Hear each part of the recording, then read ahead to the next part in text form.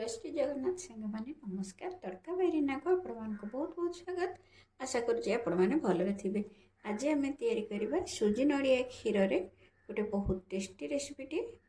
तो सांग मैंने प्रथम मु नड़िया को नहीं जाऊँगी नड़िया को लेकर गोटे ग्राइंडर कप्रे देकर आपको आम ग्राइंडिंग करनवा पूरा चिकन कर पेस्ट करवा नहीं गले कप्रे नड़िया को नहीं जाऊँगी तापर आपको आम ग्राइंडिंग करके नहीं आसवा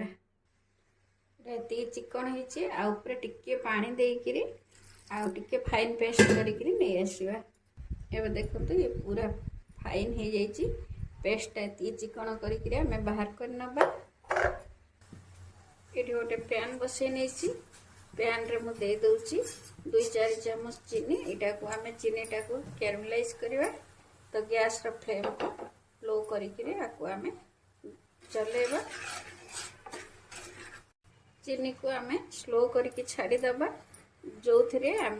पिठा तैयारी करवा से जगटा को मुझे गुआ घी लगे ग्रीस कर नहीं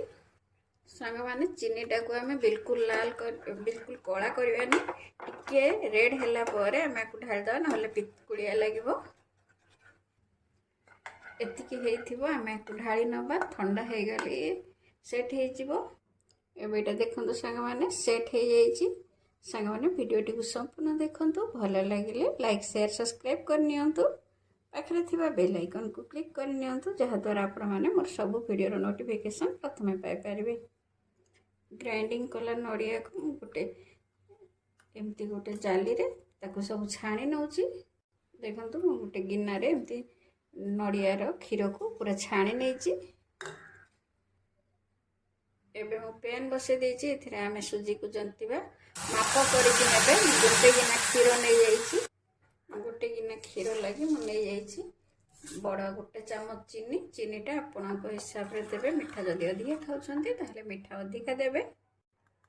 सुजी आ क्षीर चीनी भलरे मिसी गलानी एबे एथिरे मु दे दोछि गोटे पिंच रो लूण लूण टिके मिसला परे मु दे दोछि आधा गिनार सुजी सुजी मोटा पतला जहाँ भी अच्छे आप दे पारे मु कंचा सुजी नहीं जाइए सुजी देकर आम भलक मिसई नवा आम देखो सुजी को एति पानिया रखा आ बहला करवानी कि पानिया करवानी एति ही करवा जदि या बहला करदे ताहले पिठाटा टाण हो आपको आम ठंडा करदे तापरे दबा आम नड़िया क्षीर को नड़िया क्षीरटा लास्ट देले नड़ियार फ्लेवरटा रहिबो तो नड़िया क्षीर देके आपको मिसई दबा यहाँ मुझे तौल को बाहर करके ठंडा कर नौ स्टीम दवापाई आम गोटे कड़े बसईक कड़े पानी देकर गरम कर नवा एथिरे आम स्टीम दवा एबे एटा ठंडा हो गला आम जो आमर टिफिन सेट करथिले सेथिरे आम ढाली दवा एटा को तातिला बेले ढालिले आमर जो कैरमलाइज चीनीटा मेल्ट हो जिवो तो सेथिपई ठंडा करके ही ढालिबे। एबे एथिरे मु सब ढाली देछि आपको टे टैप करनवा भितर जहाँ एयर बबल्स थी सेट हो जो कड़े रे पानी गरम करी ता भितर आपको दे देकर आम घोड़े दबा 10 मिनट छाड़ी नवा ये स्टीम हाँपाई देखो ढाकुणी बाहर करी आम आपरे हाथ रे एमती छुईबा तो जदि सुखिला लगुच जानबे ये हो गला बाहर करी ठंडा करने को काढ़ी नौ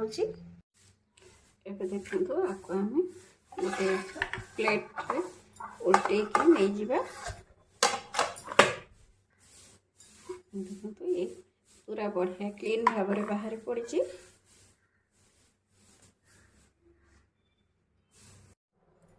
देखो रेडी हो जाइए मुझे काटी नौ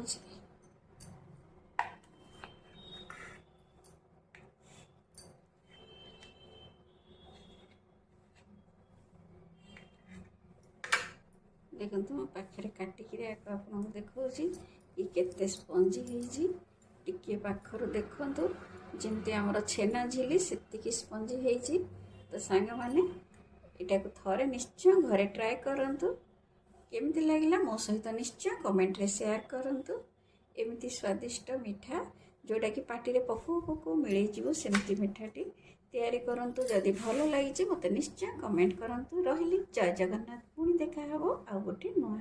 वीडियो रे।